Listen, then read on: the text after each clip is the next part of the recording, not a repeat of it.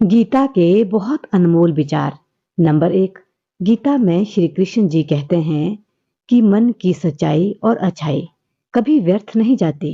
ये वो पूजा है जिसकी खोज ईश्वर खुद करते हैं। उम्र बढ़ने के साथ साथ इस बात का एहसास होता है कि हमने व्यर्थ ही उन लोगों को महत्व दिया जिनका हमारे जीवन में कोई योगदान था ही नहीं। गीता में लिखा है कि विजय यदि बल से प्राप्त होती तो अर्जुन के सारथी भीम होते, श्री कृष्ण नहीं।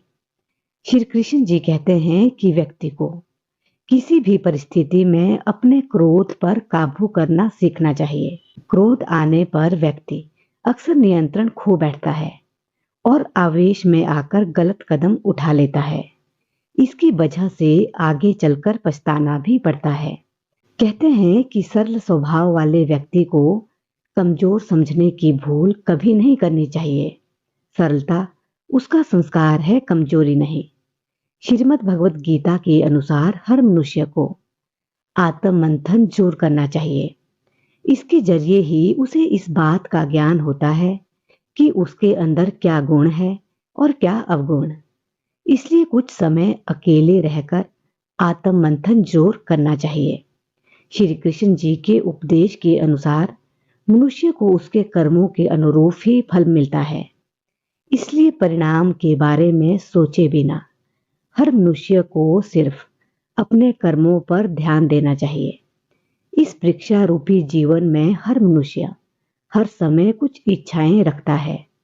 कुछ इच्छाएं एक ही जन्म काल में पूरी हो जाती है तो कुछ अधूरी रह जाती है और उनको पूरा करने के लिए आत्मा को फिर से पृथ्वी पर आना पड़ता है।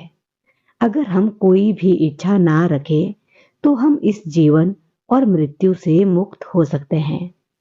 परीक्षा का समय खत्म होते ही आत्मा शरीर और अन्य सब वस्तुओं का त्याग कर देती है।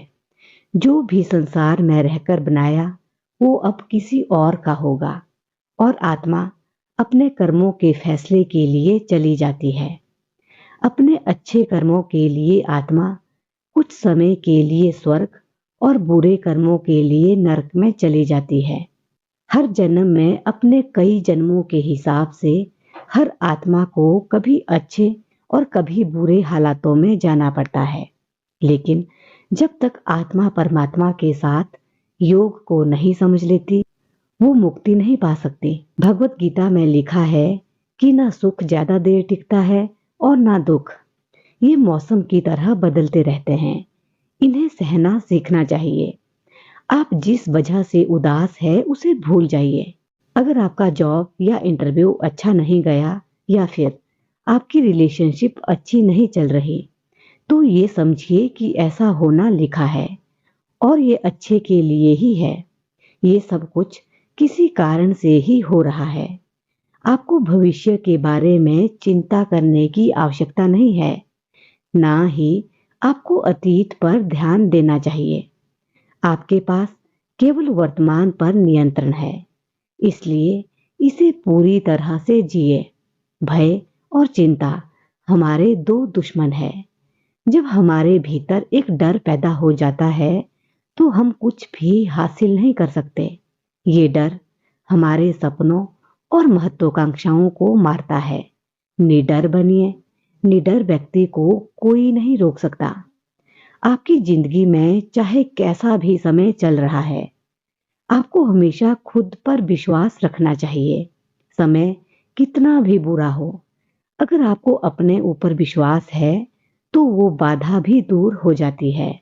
जिन्होंने आपके साथ बुरा किया उनको माफ करके और जिनका आपने बुरा किया उनसे माफी मांग के मुक्ति पाई जा सकती है। भगवत गीता में एक बहुत अच्छी सीख दी गई है।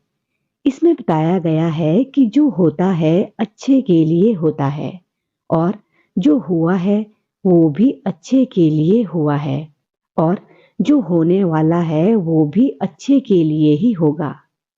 बिना कारण इस दुनिया में कोई भी चीज नहीं होती। हर चीज का एक कारण होता है और जो भी कारण होता है वो हमेशा हमारे अच्छे के लिए ही होता है। इसमें ये भी बोला गया है कि आप रोते क्यों हैं? क्या आपने कुछ खोया है? आप कुछ खो ही नहीं सकते, क्योंकि आप अपने संग इस दुनिया में ऐसा कुछ लाते ही नहीं है जो आप खो दे। आज आपके पास जो भी है वो सब भगवान का दिया है, और आप जो भी ग्रहण करेंगे वो भी भगवान का ही होगा, और आप उसे भगवान को समर्पित कर देंगे। आप इस धरती पर खाली हाथ आए थे और खाली हाथ ही जाएंगे, तो फिर किस बात के शिकवे गिले। भगवत गीता में ऐसी और भी बहुत अच्छी सीख दी गई है जिंदगी जीने के लिए। यह मानना महान वैज्ञानिक और आविष्कार अल्बर्ट आइंस्टाइन का भी है। यदि आप भगवत गीता पढ़ते हैं तो आपका मन बहुत शांत हो जाएगा और आप अपने जीवन को सफल और सुखी तरीके से जी पाएंगे। हम उम्मीद करते हैं कि आपको इन विचारों से कुछ प्रेरणा मिलेगी। आप भ्रम की स्थिति से बाहर निकलेंगे और अपने जीवन में बेहतर निर्णय ले सकेंगे। इन विचारों को अपने दोस्तों और चाहने वालों के साथ भी साझा करें, ताकि उनकी मुश्किलों का भी हल हो सके। धन्यवाद।